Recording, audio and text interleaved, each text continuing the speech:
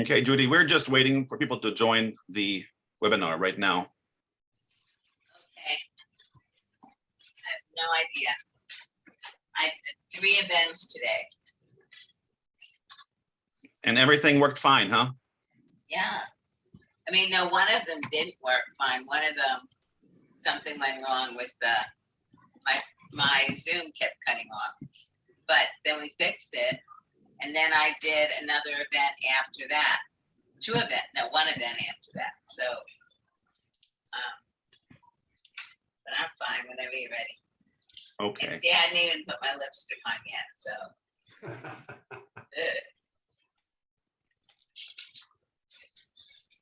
Okay, everyone. We are having some technical difficulties. Unfortunately, Judith Heumann's camera does not want to cooperate. Of course, we've practiced this. We've met twice, and you have had many other events, but just tonight, the camera somehow does not want to work. Yeah, I can see Alexandria Games just put a message in the chat. Thank you so much for hosting this event in downtown Ripon, a wonderful locally owned business. And so we are really proud that we have a live watch party here. Here it says Judith Heumann will start her video later. Again, I'll send you one more invitation here, Judy. As somebody said, please, take your time if there's a technical issue. I just don't know, Judy, if we can do anything at this point. And no, let's just go ahead. Henry. Okay. So first of all, I want to thank everyone for joining tonight. We really greatly appreciate your attendance and I'm sure active participation tonight. As I mentioned earlier, I also want to welcome those who are watching this live at Alexandria Games, a locally owned business in downtown Ripon. So thank you for hosting again this event. And I'm Henrik Schatzinger, and I'm the co-director of the Center for Politics and the People, along with Professor Emeritus Brian Smith, who is also with us tonight. Tonight's event is sponsored by the CPP and the Center for Diversity and Inclusion, and we want to thank them for their support and help in this process. It is my great honor to introduce our very special speaker, Judith Heumann, tonight. Judith Heumann is an internationally recognized disability rights advocate who is sometimes referred to as the mother of disability rights. Judy has been leading the movement for decades to advocate for the rights of those with disabilities, improving the life for millions of marginalized children and adults. Specifically, her work has produced significant contributions to the development and implementation of human rights legislation and policies benefiting children and adults with disabilities, including the Individuals with Disabilities Education Act, Section 504 of the Rehabilitation Act, the Americans with Disabilities Act in 1990, and the Convention on the Rights of Persons with Disabilities, leading the mainstreaming of disability rights into international development and extending the international reach of the independent living movement. Judy has also been involved on the international front in many ways. She has worked with disabled people's organizations and governments around the world. She represented Education Secretary Richard Riley at the 1995 International Congress on Disability in Mexico City. She was also a US delegate to the 4th United Nations World Conference on Women in Beijing, China, and she has been active with Disabled People's International, Rehabilitation International, and numerous independent living centers throughout the world. And she co-founded the Center for Independent Living in Berkeley, California, also featured in the movie Crip Camp, and the World Institute on Disability in Oakland, California. Judy has served in the Clinton administration as Assistant Secretary for the Office of Special Education and Rehabilitation Services at the US Department of Education, and in the Obama administration as the first special advisor for international disability rights at the US Department of State. She's also served as the World Bank's first advisor on disability and development and a senior fellow at the Ford Foundation. Judy's story was featured in the award-winning 2020 documentary Crip Camp, one we showed yesterday on campus, A Disability Rights Revolution. It was produced by the Obama Higher Ground Productions, and it was nominated for an Academy Award. She recently released her memoir, Being Human, an unrepentant memoir of a disability rights activist. And Judy is now the producer of the Human Perspective, a podcast and the YouTube channel that aims to share the beauty of the disability community. I will first engage Judy in a conversation, and then we will turn to questions that some of you have pre-submitted. Thank you very much for those. And then we will turn to questions that you can place in the chat function or Q&A function.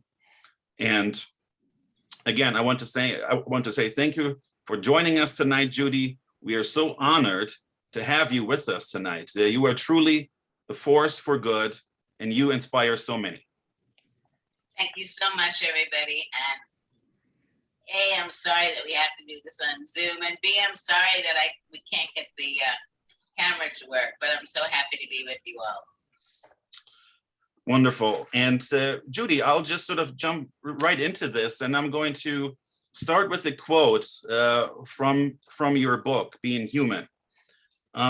This is from page 156. It says, "What a pervasive influence silence and avoidance have had on my life.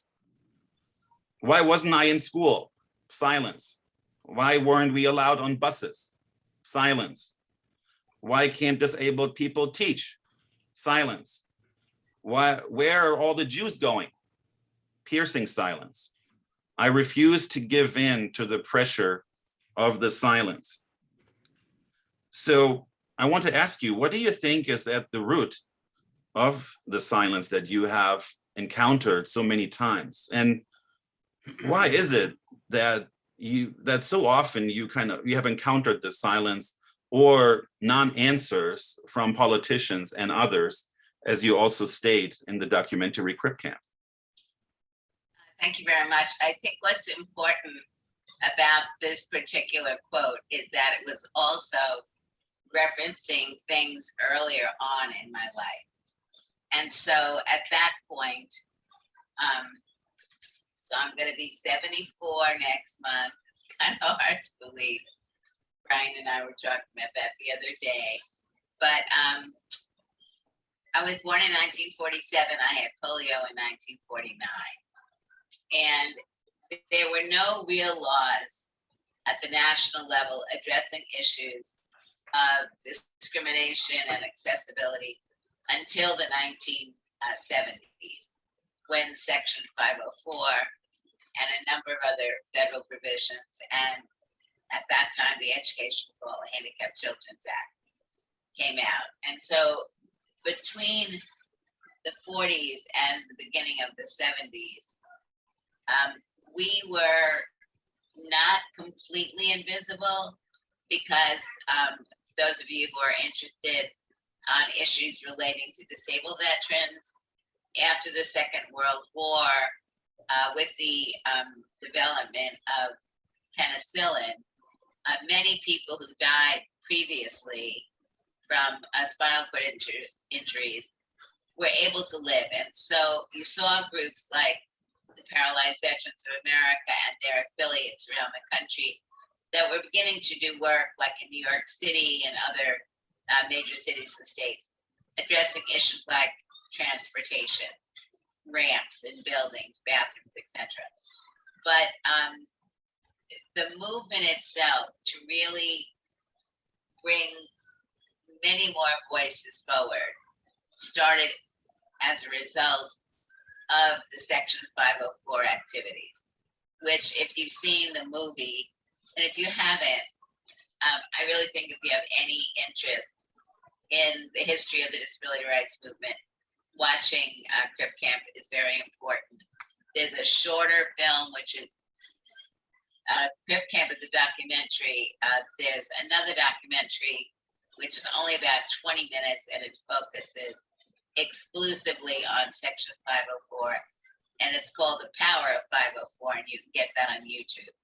But I think it's, if you have any interest in disability history, those are very important pieces to look at because they really allow you in more depth to get a better understanding of the evolution of the disability rights movement, the importance of the organizing of disabled people, and really critical period where a growing number of disabled people were coming forward in a more public way. Demonstrations, greater visibility by being on the streets and really engaging more with legislators and the general public. It's still not where it needs to be today, but the reality is because of Section 504 and the Americans with Disabilities Act, the transportation system, for example, all buses are now mandated to be accessible, as are trains. Now you have cities like New York, which have violated the law and are under litigation right now as far as it relates to train systems.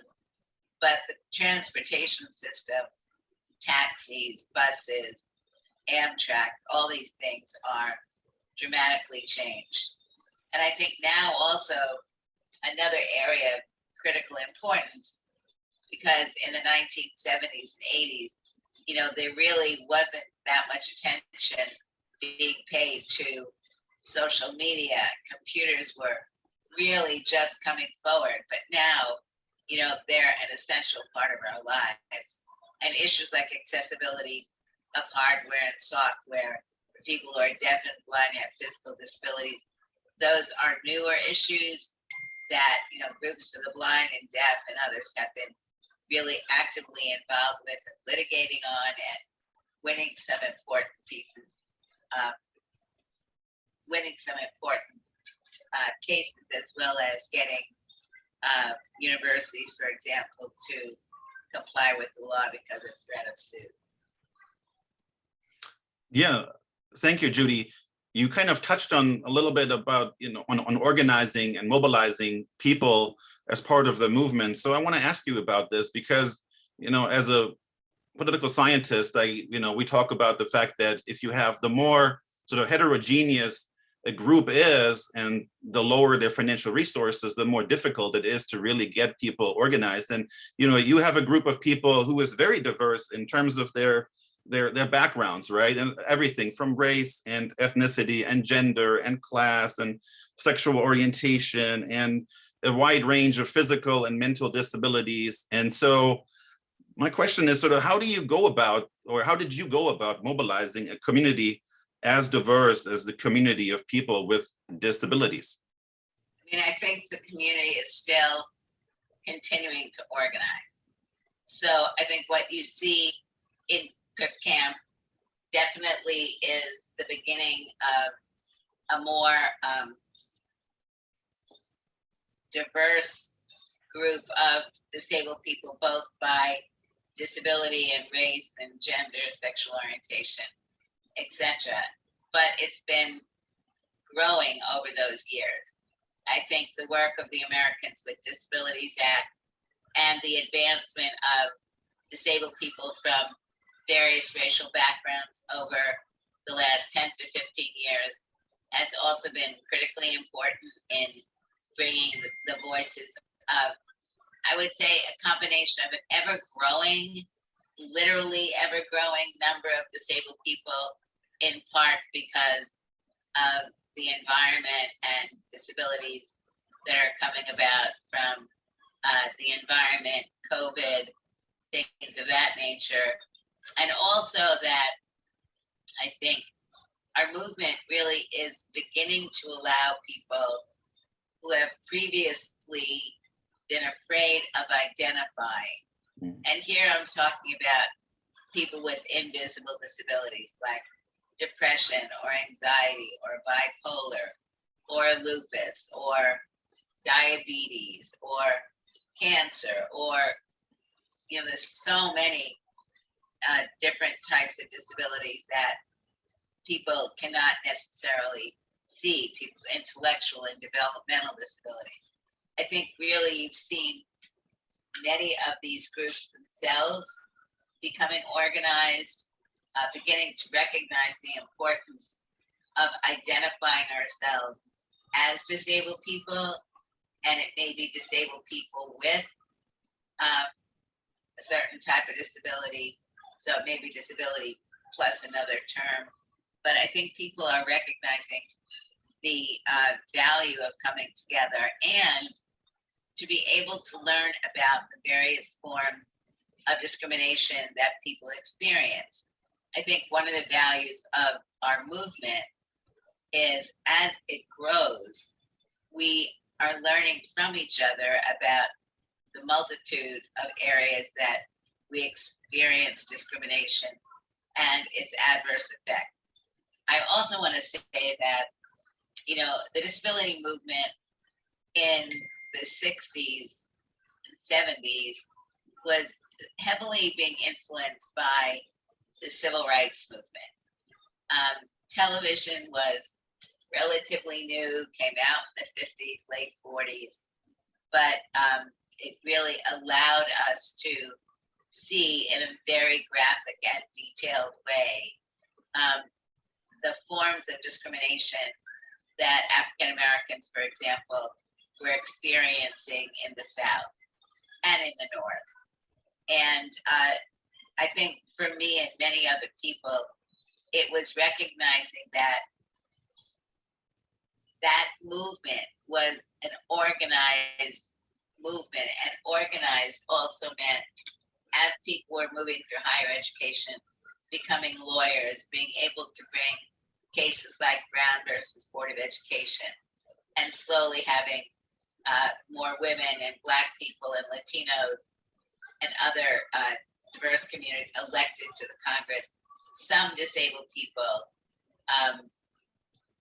being elected and others getting older and acquiring disabilities. But all of these things have been very important in expanding our movement. And some of it's been, hard discussions where people have felt, that one group is perceived of as being more important than another part of the group in the movement. And I think those have been really important issues to discuss, and you see it in Crip Camp also, where there's a discussion on this. Yeah, you mentioned Crip Camp here at the very end, Judy. And when I watched it, I had a question just as one of our students, Andy Ratezak. We will come back to the student a little bit later, but I want to ask the same question that he asked. Are there places similar to Camp Jeanette that exist now, or do you think there's as much need for them now than there was back then? Can you speak to that a little bit? Yeah, of course. I think, one thing to realize, and I can't ask you to do a show of hands, but summer camps in the 60s, 70s, 80s, and I think still today, are places where children and young adults go in the summer for 1 week to 8 weeks. And what was going on in the 50s, 60s, and 70s was that the camps for non-disabled children basically didn't accept kids with disabilities. So separate camps began to develop. Like my brothers went to a camp called Camp Wellmet in New York. The Camp Wellmet didn't have any kids with physical disabilities. So I went to a camp named Camp Oakhurst, and then another camp named Camp Jeanette. And all the kids at the camps I went to had various forms of disabilities. But now with Section 504 and the Americans with Disabilities Act, more and more summer camps are becoming integrated. the question of, is there a place for camps like Camp Jeanette and Oakhurst? I would say the answer is there is definitely a need for disabled people to be able to gather and to be able to spend time together. And there are various ways where that is happening. Some states have leadership programs for disabled high school seniors, college students, where they come together for like a week. I don't think it's as robust as being away for so many weeks, but I think it's helpful. I don't think we should be going back to camps that are only for disabled children, because I do think the integration is important.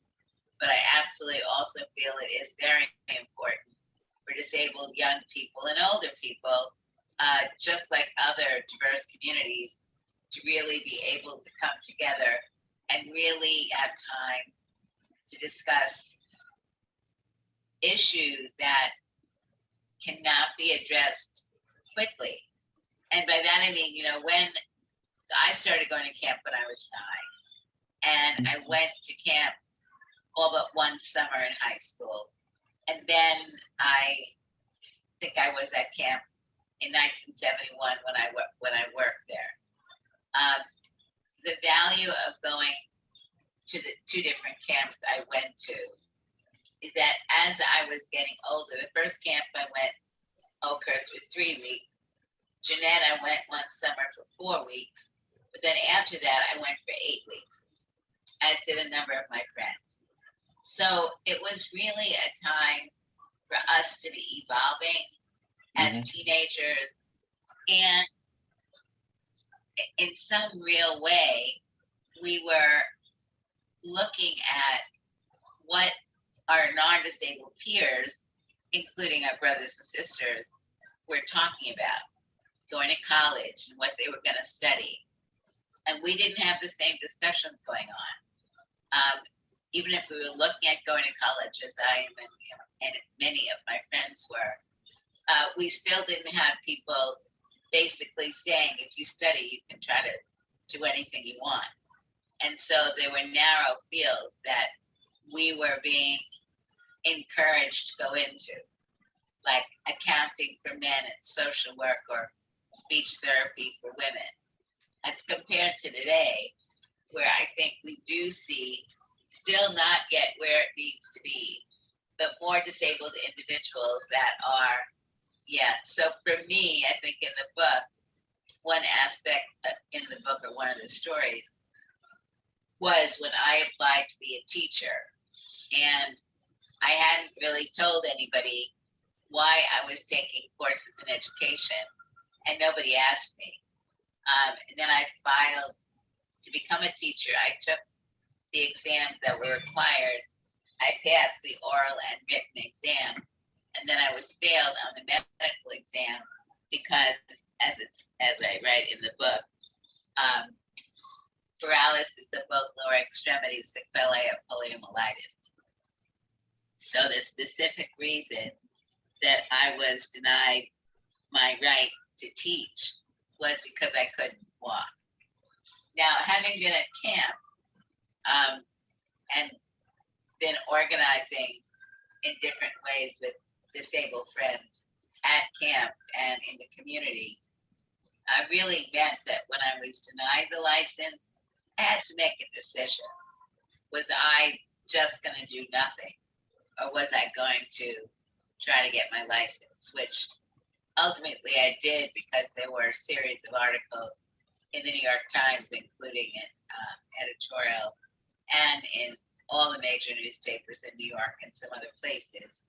And I got a great man who called me, who was writing a civil rights book, and after reading the article in the New York Times, decided that he hadn't included anything on disability, and called me to interview me to get information on what to put in his book. And I really liked him, and I asked him if he would represent me. And so he ultimately did represent me, as did a customer in my father and uncle's butcher store. And we went to court, and we had the first African-American woman to serve on the federal bench. Her name was Constance Baker Motley.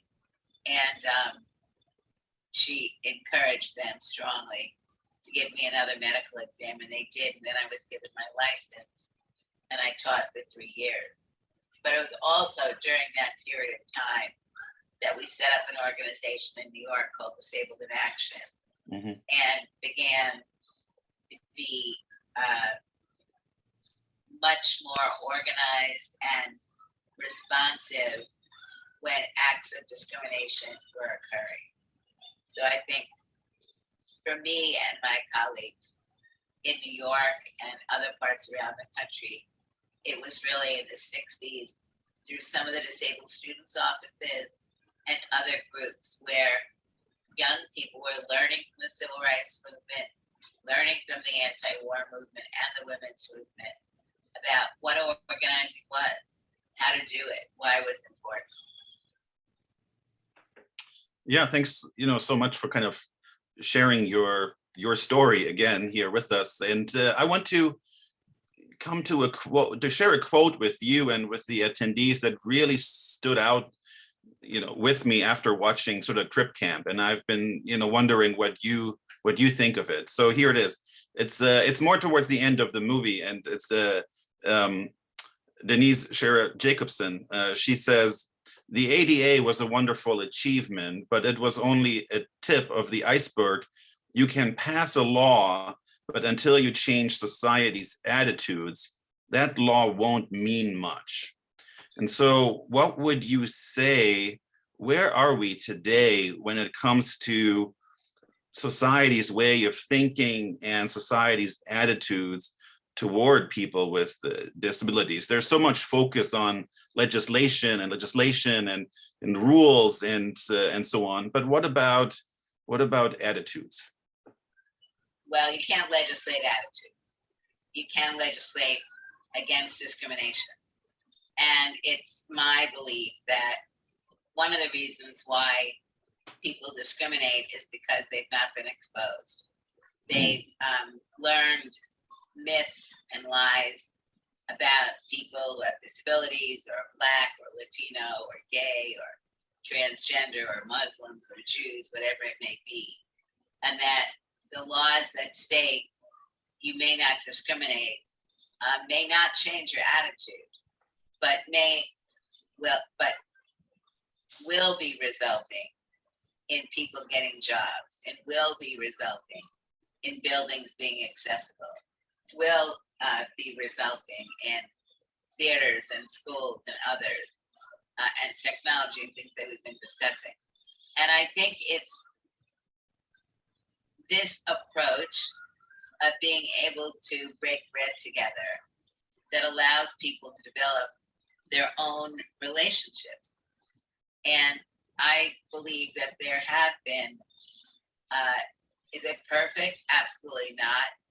I mean, as a society, I think we're in a very pivotal place right now where there is so much distrust of government and of people and views that we all have to be concerned. But as it pertains to disability, I think that we have been slowly seeing some very important changes that are enabling those of us with disabilities to feel more a part of society and to feel like we have a right not to be excluded. And those laws are partly why it's happening. But then I think in the end, younger generations really are being exposed to being in school with disabled people with all types of disabilities, and being in the community, seeing us on the streets, on the buses, on the trains, and in restaurants and in movie theaters and on the job. And those are the examples that I think allow people to slowly choose whether or not they're going to be willing to accept people and learn how to believe that, one of the strengths of our country is our diversity. And in order to make it meaningful, we have to really approach our biases, of which we all have biases, and learn about not only what the cause of those biases are, but what the remedies are.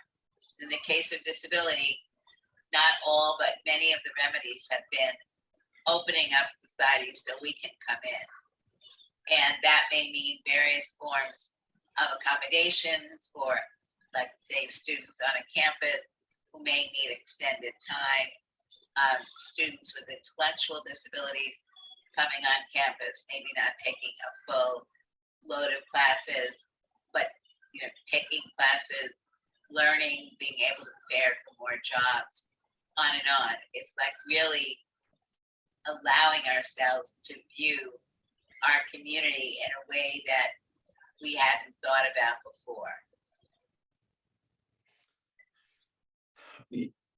Thank you for sharing. And I think, Brian, it is a good time to really move to some of the questions we have received, and we've gotten some more questions today. So thank you for those. Brian, what do you think about the first question here? You're still muted. Several people have already submitted questions when they registered. And here is one from one of our freshman students, Hannah Brockman. And she points to, Judy, some of the lingering discrimination that still goes on. And she wants to know, how do you deal with discriminatory remarks when you hear them? Do you just ignore them? Do you take the time to correct those people? Or does it depend on the situation? I wish you could give you some examples. So if you're listening, maybe you can type in some examples, but I would say it depends on the situation, and by that I mean what the discrimination is. So if the discrimination is something like, no, you can't come in, no, you can't eat here, no, you can't come on the bus, any of those things, I don't tolerate that. So if you've seen my TED Talk, which came out in 2018, there's a funny part in the TED Talk. I was in Manhattan, my family lived in Brooklyn. I was there from California. This was in the 90s or 20 something. At any rate, I might have been the 80s, sorry. The buses in New York were becoming accessible. And most of the buses just ran in the boroughs. There was a company called Command, and they ran a limited schedule, and they took you from one borough to another. So I had been told by my friends, because I was living in California, I'd been told by my friends, call and find out what the schedule is for when the accessible Command buses will be going from Manhattan to Brooklyn in the area where you are. Not all the Command buses were accessible. They were gradually coming into being accessible. So it was a really beautiful day. I had gone to visit an organization called Rehabilitation International. A friend of mine and myself went over to go to the bus stop, and they had told them, when I called Command, they told me to take the 5:45 bus. So 5:15, an accessible bus came by. It was very crowded, and I went to get on, and I was blabbing with my friend Barbara, and the guy said it was too full. Okay, 5:30 the bus came, same thing. 5:45, which was the time I was told to get on the bus, and the last bus was 6 o'clock.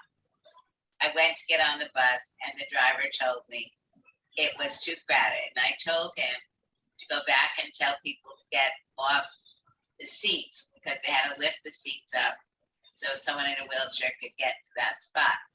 And he did, and he said they wouldn't move. So I took my wheelchair and I shoved it under the steps of the bus so the bus couldn't move. And the driver got off the bus, went inside to make a phone call. I presume he was calling a manager to say he had some woman who was obstructing his bus. And this guy who's on the bus has this big briefcase and comes over and starts taking the briefcase, trying to hit me with the briefcase to move, which of course I wasn't going to do. And then this police officer comes over and says, "What's going on?" And I said, "I need to get on this bus. They're not letting me on the bus because people won't move." The guy went on the bus. He told the people to move. They moved. The driver got me on the bus. I was so happy because it's those situations where, you know, they're kind of scary because I was by myself. My friend Barbara was not coming on the bus with me. And, but it allowed me to see that the law worked, that the law, there was a sign clearly on the bus that said people were to get off those chairs if someone needed it. They were not doing that. And the driver couldn't get them to move. And I wasn't going to let the bus go. So those types of situations, you can't let pass you by. I've got many other stories like this, as do many other disabled people.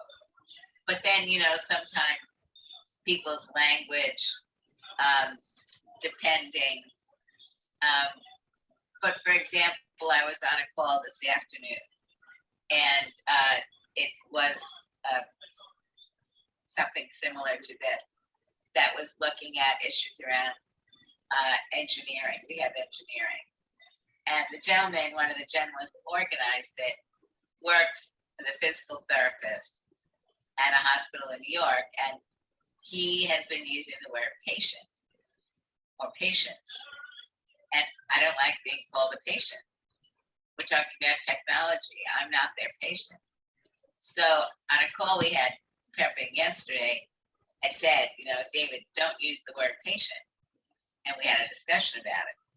And then today he used the word patient. And I very nicely said during the event, David did not mean to use the word patient. He means to use the word people. And he said, "Oh yeah, you're right." So, you know, and if you watch the piece that I did with Trevor Noah, which is March 4th, 2020, you'll see that in that discussion, he used the word able-bodied. And I don't like the word able-bodied because I'm able, you're able. I may not be a basketball player, but you may not be a basketball player either. But by saying that the able disabled or crossing out the dis and making an A capital or anything ridiculous like that, disability is like women, you know, Black people, Latinos. It's our identity. And I said to him on this program, when he used the word able-bodied, I said, I don't use the word able-bodied. I use the word non-disabled because you will at one point in your life temporarily or permanently acquire a disability. He said to me, "Are you threatening me?" And he laughed. And I really think, and what I think the guy is brilliant. And I really think that the word threatened is absolutely the right word. And it wasn't planned. There was no previous discussion. But I do believe that one of the issues that makes it difficult for us to become accepted members in communities is people are afraid of becoming like us. And so what we need to be doing and what we are doing is also trying to get people to see disability as a normal part of life. And that as a society, we need to be looking at what are the barriers that make life for those of us, whatever our disability may be, that may be blocking our ability to be equal members of society. And what do we as disabled people, but what do you as non-disabled people need to be doing as much to support me and the other 61 million people as you do to support yourself for the day when you have a temporary or more permanent disability. So I think people need to see themselves vested in this, or invested. Brian, How do you about want another to? question? Brian, do you want to just mention the clarifying comment from the student real quick? Yeah, Hannah just followed up in the chat box, and she said, I mean, Judy, if someone just says to you, I'm so sorry for you, or it must suck to be disabled. Now, just remarks like that with no action, but just those kind of condescending remarks, what do you do with those? So when I've gotten a remark of, I'm so sorry, I will say to people, don't feel sorry for me. I've gotten to do all these things in my life. But I also then have the same discussion that I just had, which is you will likely acquire a disability in your lifetime, or your mother or your father or your sister or brother or husband or kids or neighbors. And don't feel sorry for me. You know, what is that we need to be doing together? Yeah, very nice. And I like to talk to children. Mhm. So going down the street, you know, and things have definitely changed generationally. Older people still tend to pull their grandkids away. And I live near the zoo. My husband uses a wheelchair too. We live right next door to the zoo.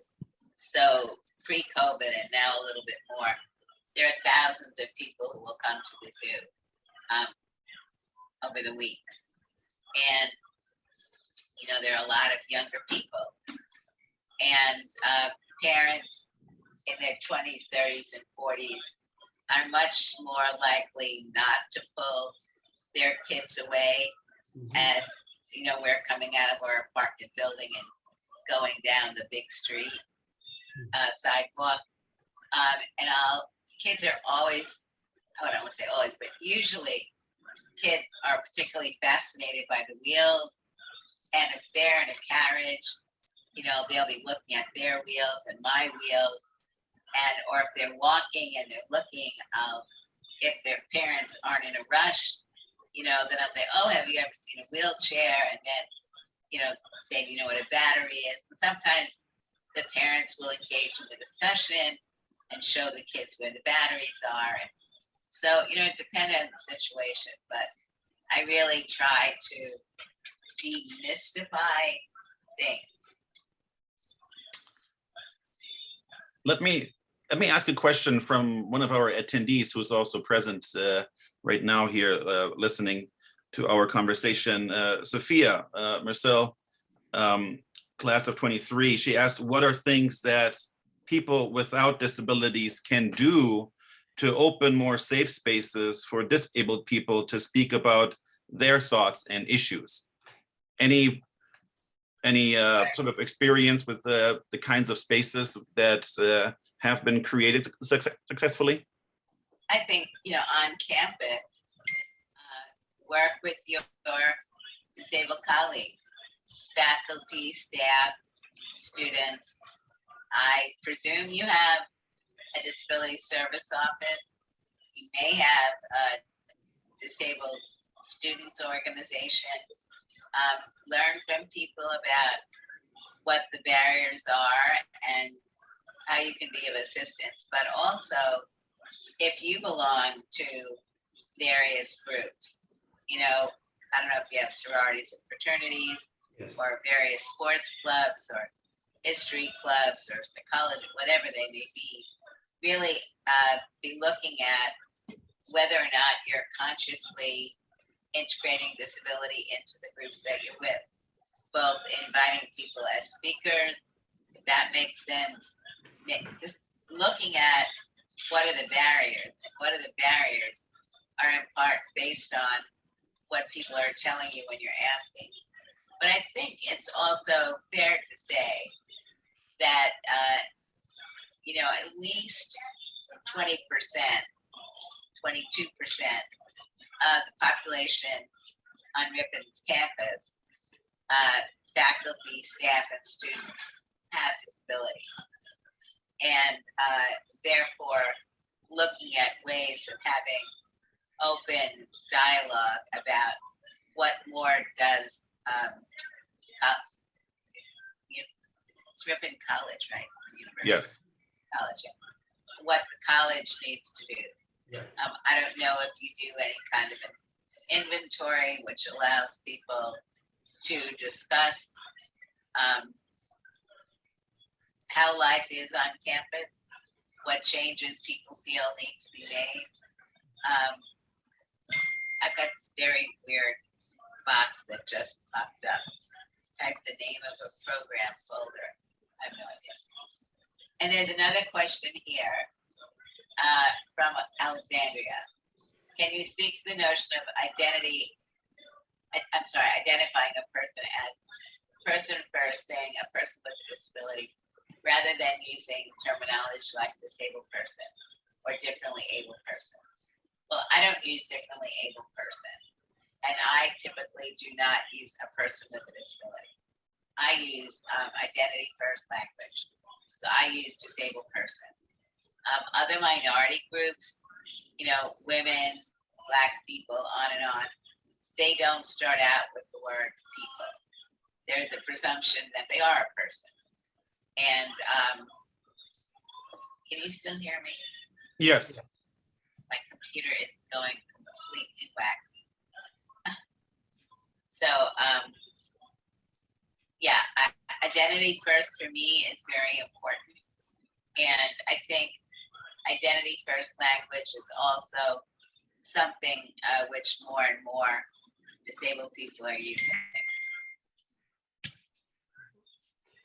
Well, that's a segue, Judy, to someone who is a student on our campus and who identifies himself as disabled. And Henrik mentioned his name before, Andy Katazek. And he says to you tonight, as a disabled student, I am really inspired by everything you've done to fight for the rights of the disabled. But then he says that he has been diagnosed with postural orthostatic tachycardia syndrome in 2019. And he regularly uses a mobility scooter here on campus to get around. And he says, I've noticed that Ripon College campus is not conveniently accessible to its disabled students. So I've decided to start a task force of faculty and students to address the issue. So he would like to know from you some general advice on what to do on a campus. And do you have any specific advice on how to deal with the administration? You've had a lot of dealings with people in power, which is clear in the Crip Camp movie. And you know how to deal with people in administrations, and you've been very successful at it. So do you have some advice for Andy? If it were me, I would go to the head of the university and I would ask for a meeting. And I would say, my experiences on campus since I've needed to use the scooter are such that the accessibility needs to be addressed. Who in the administration in buildings and grounds has the responsibility for doing an evaluation and putting together a plan to ensure that renovations are made to make the college accessible?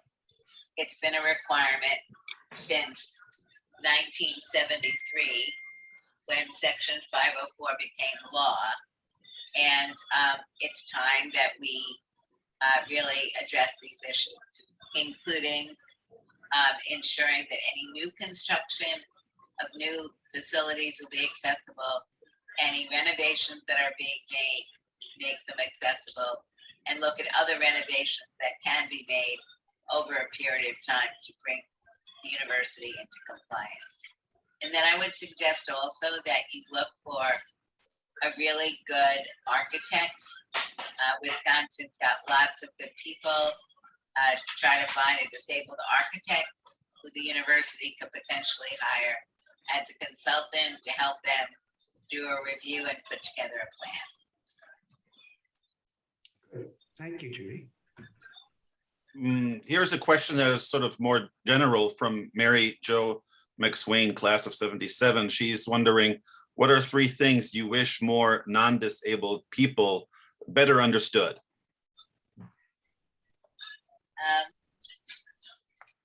That they need to understand the history of the disability community. They need to look at whether or not they are a part of the problem or the solution. So, you know, in your work, are you an employer? What are you doing to recruit disabled people? Are your human resources people trained appropriately on what the obligations are? And I don't like to fall back on law all the time, but in many cases, it's a very valuable thing to have. And if HR offices, for example, understand what they are and are not allowed to do, that can make some very meaningful changes. Are your homes accessible? You know, what areas of disability do you feel uncomfortable about? What can you do to try to learn more and be able to be an ally and, you know, be a part of the change, some of which people have been discussing tonight. Here's a question from Catherine Rader, who is a resident of the Ripon community. And she says, as a member of the amputee community, we are constantly discussing issues encountered when traveling. Discussions of ADA compliance abound, but no one seems to know what the actual regulations are, as in where should grab bars be mounted, how far off the ground, what kind of wheelchair clearance is required in places like hotel rooms. Can you help with where to locate these? It's called the U.S. Access Board. It's all there. And usaccessboard.gov. But let me also say that the federal standards are the floor, meaning they're the minimal standards. Some states have standards that exceed the federal standards. So I don't know if you have an office on disability in the state, or I would call a Center for Independent Living and ask them about the state rules, or call the governor's office and find out. But you definitely get the federal standards by going to usaccessboard.gov. And all the standards are there. The issue isn't just the standard.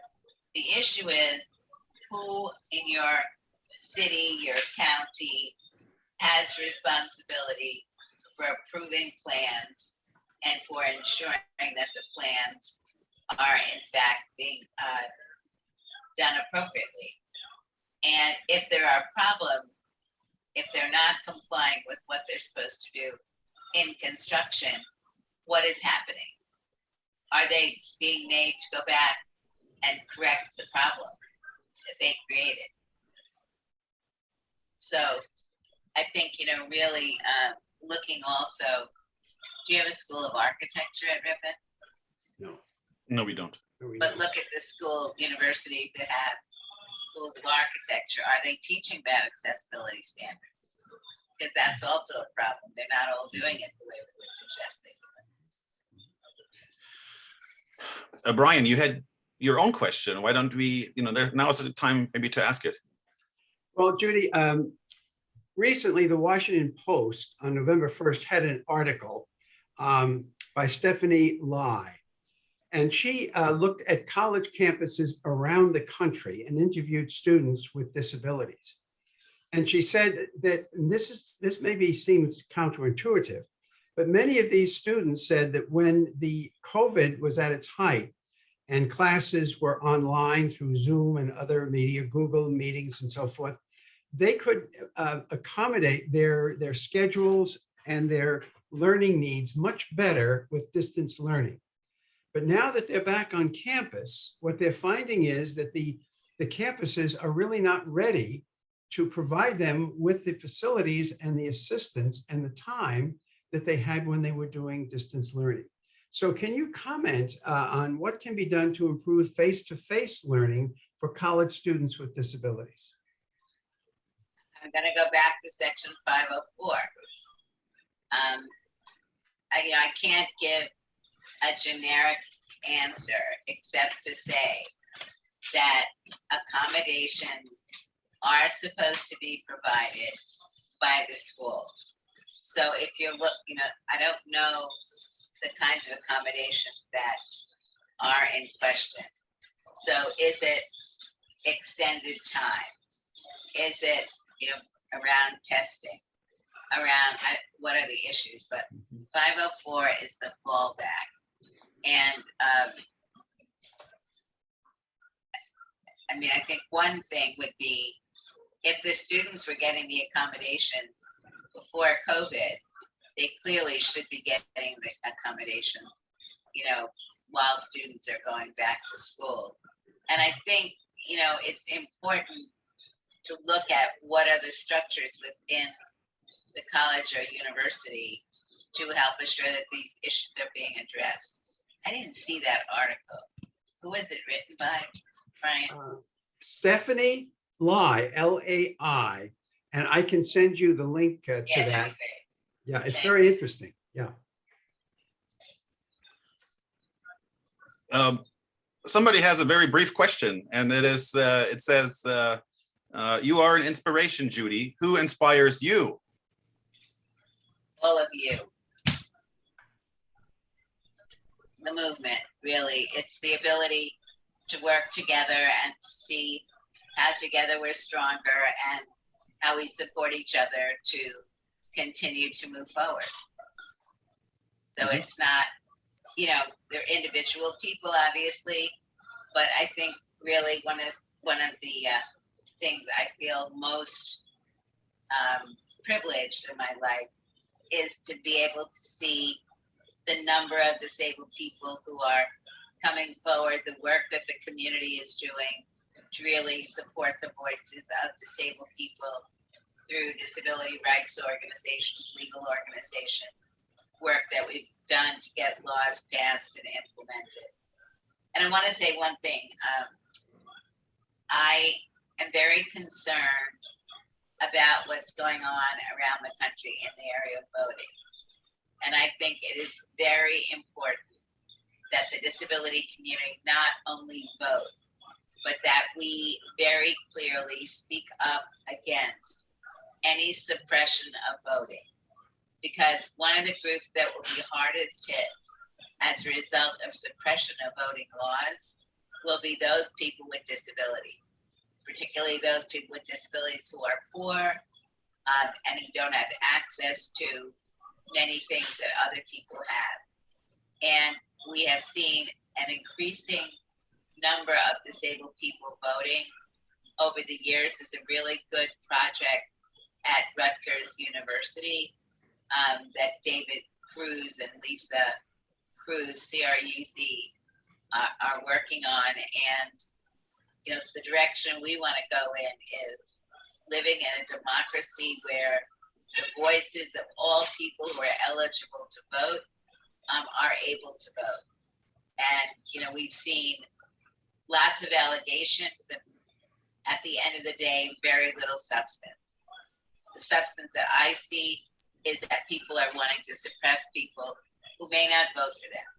Yeah. Well, that's what democracy is about. You convince people of your position, you don't try to keep them away from voting. And I want to say also, I think it's very important that more disabled people look at running for office, working in city council, county supervisor, state legislator offices, and learning about the process. We need to be much more informed about how laws are made, how they're implemented, the role of government agencies at the local, state, national level. And I think also we need to be playing a stronger role in other organizations to include disability in other organizations and on campus with any of the studies programs, Black studies, gay studies, Latino studies, whatever you may have, that we need disability studies, but we also need to make sure that disability studies cuts across all of these other curricula. Awesome. The reference to the article in the Washington Post, Jolene has put the link in the chat room. So Judy, you can see that, and anyone who wants to follow that up, that article recently in the Washington Post about students on campuses. Henrik, do we have time for more questions? What time are we ending? I think one more question, perhaps. I don't know. Sophia, our student here, she already had one question, but she also asked, within the last few years, what types of disabilities do you think are listened to the least? Can you kind of talk maybe about the ones who are kind of seen maybe as the weakest links, and why are those issues not being heard? Yeah, I think it depends on the community. So let me just say, some of the groups that are least heard are people with significant mental health disabilities, people with intellectual and developmental disabilities, people whose speech is not typical to other people's speech, people who are deaf or accommodation. It really,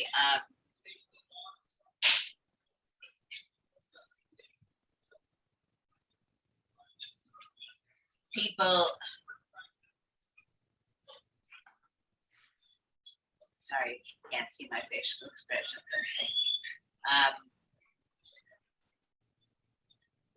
If you live in a community where you have well-organized groups of people with any of the types of disabilities I'm discussing, then where the discrimination occurs, they also will be more proactive.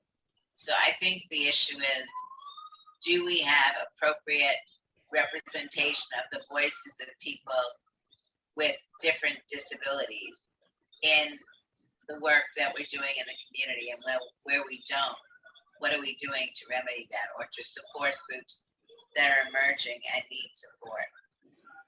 So it's being conscious about who is absent in the discussion and what we can do to help foster that. Our co-sponsor tonight, the Center for Diversity and Inclusion, the director, Maria Mendoza Bautista, has just put a post in the chat room, and she said, "Thank you, Judy. You are an inspiration, and we will keep advocating for the rights of the disabled people and our students who need more support for a better infrastructure for their accessibility at Ripon College. We know we can do better." So thank you, Judy. Thank you. And what group is Maria with? Center for Diversity and Inclusion. Okay, great. I think Maria also, you may want to meet with some of the students who are whose language when they were growing up might not have been English, people who are there from other countries. I don't know what percentage of people on your college campus are from other countries, but in some cases, there will be people who may have invisible disabilities who are there from other countries, and getting to talk with them and making them feel that having a disability is something that's okay. Sometimes students need accommodations that they may not have received in the country that they're coming from, and making sure that people understand what is available here. But also, I think it's really, it's just important for people to be able to discuss experiences that people have had from the countries of origin. And, in the US, there's all forms of discrimination that we continue to fight against.